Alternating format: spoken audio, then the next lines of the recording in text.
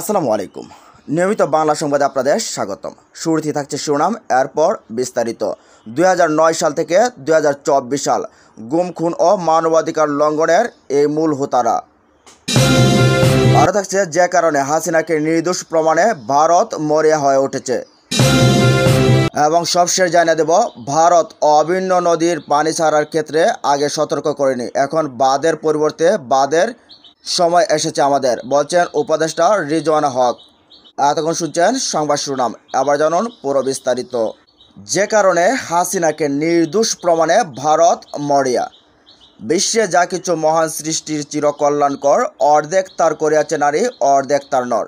জাতীয় কবির এই কবিতার মতোই প্রায় 1.5 যুগ ধরে দেশে প্রচার হচ্ছে, দেশে যা কিছু উন্নয়ন অর্জন জনগণের কল্যাণকর, অর্ধেক তার করেছে নারী, অর্ধেক তার নর। অর্ধেক শেখ হাসিনা আর অর্ধেক শেখ মুজিবুর।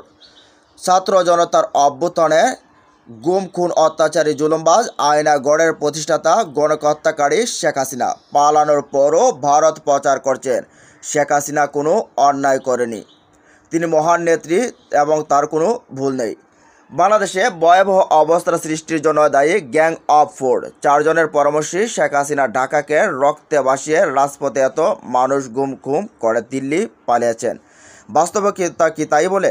গ্যাং অফ 4 এর যাদের নাম বলা হয়েছে সজীব, অজয়, জয় ছাড়া, তারা কি শেখ হাসিনার চেয়েও শক্তিশালী?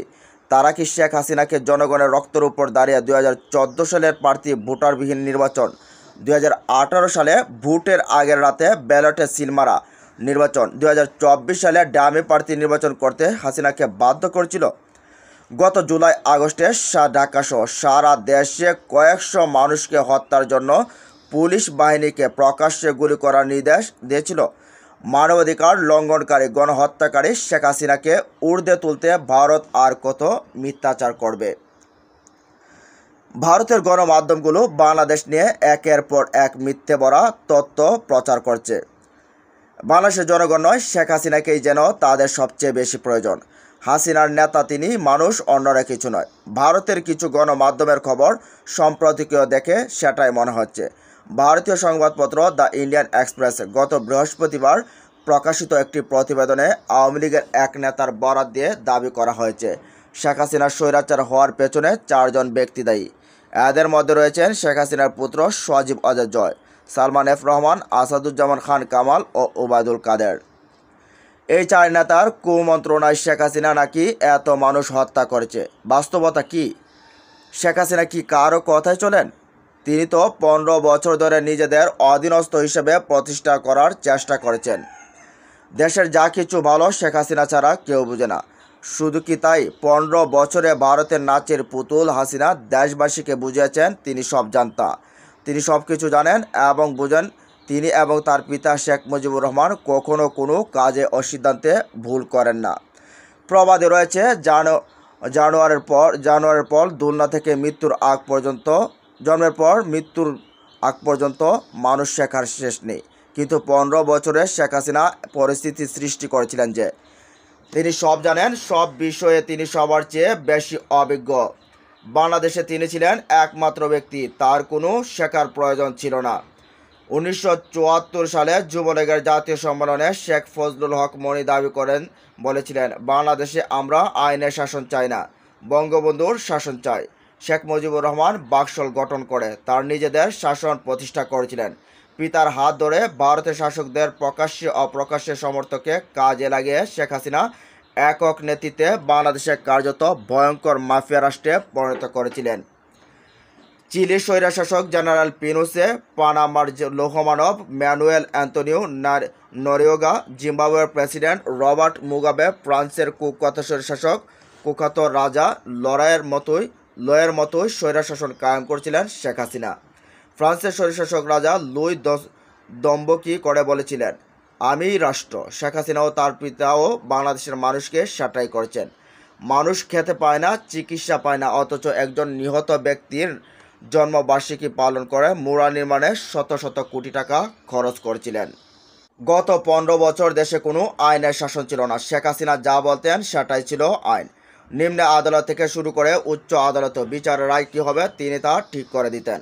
শেখ হাসিনার কথা ছাড়া বিচারাঙ্গনে, প্রশাসনে, আইনশৃঙ্খলা বাহিনীর কর্মতৎপরতায় কিছু হয়েছে এমন নজির খুব কমই রয়েছে।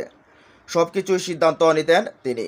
নিম্নে আদালতে বিএনপির নেতা তারেক রহমানকে খালাসের রায় ঘোষণা করার পরবর্তীতে ওই বিচারকের কী হাল হয়েছিল দেশবাসী দেখেছে। গুম, খুন, হত্যা, মানবাধিকার লঙ্ঘন এবং সর্বোপরি বৈষম্য বিরোধী ছাত্র আন্দোলনে কয়েক হাজার ছাত্রজন থেকে খুন করার অপরাধে শেখ হাসিনার বিরুদ্ধে একের পর এক মামলা হচ্ছে। এদিকে স্বৈরাচার শাসন 2009 থেকে 2024 গুম, খুন ও মানবাধিকার লঙ্ঘনে কৌশলভ যারা। হাসিনার পালিয়ে যাওয়ার আগ পর্যন্ত আওয়ামী লীগ ক্ষমতায় ছিল টানা 15 বছর 7 মাস। দীর্ঘ সময়ে ক্ষমতাসীন সরকারের বিরুদ্ধে বিরোধী দলের নেতাকর্মীদের উপর নির্যাতন, বিরোধী মত দমন, সংবিধান সংশোধন, ব্যাংকিং ও অর্থনৈতিক খাতের লুটপাট, 3বারের বিতর্কিত নির্বাচন, ব্যাপক মাত্রায় বহির্ভূত হত্যাকাণ্ড, গুম, মানবাধিকার লঙ্ঘনের মাধ্যমে আন্তর্জাতিক অঙ্গনে দেশের ভাবমূর্তি ক্ষুণ্ণ করার ঘটনা ঘটেছে। এসব কাজে আওয়ামী লীগকে দীর্ঘ সময় ক্ষমতায় টিকিয়ে রাখতে কুশীলবের ভূমিকা পালন করেন সরকারের উচ্চ পদস্থ বেশ কয়েকজন কর্মকর্তা। প্রজাতন্ত্রের কর্মচারী হিসেবে বিধি অনুযায়ী নিরপেক্ষ ভূমিকায় থাকার কথা থাকলেও অভিযোগ রয়েছে উচ্চ পর্যায়ের প্রশাসনের দলীয় কর্মীর মতোই ভূমিকা রেখেছিলেন তারা। বিশ্লেষকরা বলছেন 15 বছরের আওয়ামী লীগ নেতৃত্বাধীন সরকারের ব্যবস্থা স্বৈরতান্ত্রিক বা কর্তৃত্ববাদী হয়ে ওঠার কেন্দ্রবিন্দুতে ছিল দুর্নীতি ও ক্ষমতার অপব্যবহার। বিশেষ করে বিরোধী দল ও মত দমনের জন্য সরকার মানবাধিকারকে বলুণ্ঠিত করে দমন পীড়ন ও গুম খুনের সংস্কৃতি চালু করে, যা দেশের প্রচলিত আইনকে বৃদ্ধাঙ্গুলি দেখিয়ে হাসিনার অঘোষিত আইনে পরিণত হয়েছিল। এসবের মাত্রা বাড়তে বাড়তে এক পর্যায়ে সরকার টিকে থাকার হাতিয়ার হিসেবে দমন পীড়নকেই একমাত্র অবলম্বন মনে করতে থাকে। এ কারণে কোটা সংস্কারের আন্দোলন থেকে বৈষম্য বিরোধী ছাত্র আন্দোলন যখন ছাত্র জনতার অভ্যুত্থানের রূপ নেয়, তখনও সরকার পুলিশ বাহিনী দিয়ে নির্বিচারে গুলি করে আন্দোলনরত শিক্ষার্থীদের, সাধারণ মানুষদেরকে হত্যা করতে দ্বিধাবোধ করেনি। আওয়ামী লীগ সরকারের ক্ষমতায় অন্যতম গুরুত্বপূর্ণ স্তম্ভ হিসেবে দেখা হলো মেজর জেনারেল অবসরপ্রাপ্ত তারেক আহমেদ সিদ্দিকীকে। আগে একটি গুরুত্বপূর্ণ গোয়েন্দা সংস্থায় ঊর্ধ্বতন পদে কাজ করতেন তিনি। 2009 থেকে 2024 সাল পর্যন্ত প্রধানমন্ত্রীর নিরাপত্তা উপদেষ্টার দায়িত্ব পরিচালনা করেছিলেন তিনি। হাসিনার ক্ষমতাপ্রাপ্ত হয়ে তিনি সামরিক বাহিনীতে রাজনীতির অনুপ্রবেশ ঘটান ও ব্যাপক দলীয়করণ করেন। এছাড়া তারও বিরুদ্ধে অনেক মেধাবী অফিসারের ক্যারিয়ারের প্রতিবন্ধকতা তৈরির অভিযোগ রয়েছে।